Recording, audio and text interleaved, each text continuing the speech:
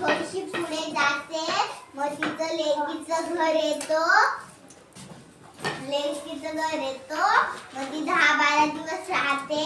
तेव्हा गोड गोड खाते. तेव्हा तिची जायची वेळ येते. मग ती टेन्शन मध्ये राहते.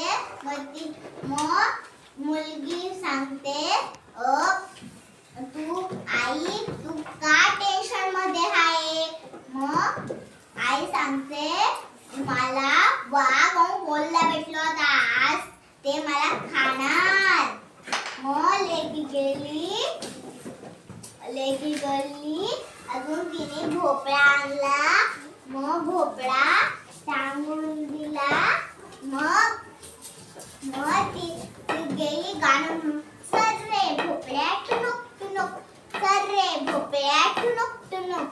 मग रस्त्यामध्ये तिला कोल्हा भेटला. कोल्हा म्हणला, थांब थांब भोपळा, तुम्ही आजीबाईला बघलं का?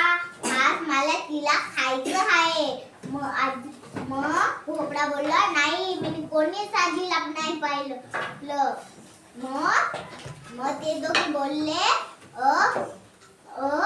घोटाळा काही आहे. मग त्यांनी मिळून ढक्कन खोललं. मग आजीबाई निघली. मग आजीबाईंनी एक आयडिया सोचला. तर आजीबाईंनी बोललं, माझं डोकं कोण खाणार? मग त्यांची भांडण झाली. मग आजी भोपळ्यामध्ये बसून चालली गेली.